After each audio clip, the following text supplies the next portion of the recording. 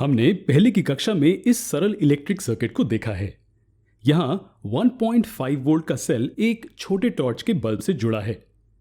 ये एक पूर्ण सर्किट है, यानी कि इलेक्ट्रिक करंट सेल के पॉजिटिव से नेगेटिव टर्मिनल की ओर बह रहा है और इससे बल्ब जल रहा है। हमें पहले से ही पता है कि इलेक्ट्रिक करंट की दिशा इलेक्ट्रॉन के बहने की दिशा के विपरीत होती है। इलेक्ट्रॉन्स नेगेटिव से पॉजिटिव टर्मिनल तक बहते हैं और इलेक्ट्रिक करंट को असल में सिर्फ इलेक्ट्रॉन के बहने के रूप में परिभाषित किया जाता है। लेकिन कन्वेंशन की वजह से इलेक्ट्रिक करंट की दिशा को पॉजिटिव से नेगेटिव तक लिया जाता है, तो हम भी इस कन्वेंशन को अपनाएंगे। अब अगर हम आपसे कहें कि इस सर्किट का चित्र कागज पर बनाएं, तो आप इसे कैसे बनाएंगे? अब शायद पहले एक सेल और एक बल्ब को बनाएंगे और फिर तार से उनको जोड़ देंगे। इसे पिक्टोरियल सर्किट डायग्राम कहते हैं, क्योंकि हम हर एक हिस्से के चित्र को बना रहे हैं।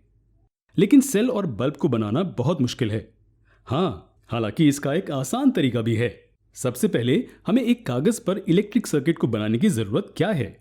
खैर, इससे समझना आसान हो जाता है कि इलेक्ट्रिक कंपोनेंट्स एक दूसरे के साथ किस तरह जुड़े हैं और सर्किट में करंट कैसे बहता है। लेकिन इलेक्ट्रिकल कंपोनेंट्स क्या हैं? सरल शब्दों में हम कह सकते हैं कि ये ऐसे यंत्र हैं जो एक सर्किट के हिस्से हैं और ये यंत्र एक दूसरे के साथ इलेक्ट्रिकल तार से जुड़े हैं। क्या इसका कोई मतलब बनता है? क्या आप मुझे बता सकते हैं कि इस सर्किट में इलेक्ट्रिकल कंपोनेंट्स कौन से हैं? जी हाँ, सिर्फ दो कंपोनेंट्स हैं, एक इलेक्ट्रिक सेल है और एक बल्ब। ये दोनों कॉपर की तार से जुड़े हैं। अपनी जिंदगी को आसान बनाने के लिए हम इलेक्ट्रिकल कंपोनेंट्स को कुछ चिन्हों का इस्तेमाल करके बता सकते हैं। ऐसा इसलिए है क्योंकि हमें उन्हें बनाने की जरूरत नहीं है। ये अलग अलग चिन्ह कौन से हैं? एक 1.5 वोल्ट सेल के लिए हम इस चिन्ह का इस्तेमाल करते हैं। दो असमान वर्टिकल लाइनें जो छोटे से अंतर के साथ एक दूसरे के पैरेलल हैं। बड़ी लाइन सेल के पॉजिटिव टर्मिनल को दर्शाती है, जबकि छोटी वर्टिकल लाइन सेल के नेगेटिव टर्मिनल को दर्शाती है। बल्ब का क्या? बल्ब को दर्शाने के लिए किस चिन्ह का इस्तेमाल करते हैं? ये वो चिन्ह है जिसे हम किसी भी लाइट बल्ब को दर्शाने के लिए इस्तेमाल करते हैं। W को उल्टा लिखकर उस पर एक सर्कल बना दें। चिन्ह बनाना आसान है ना?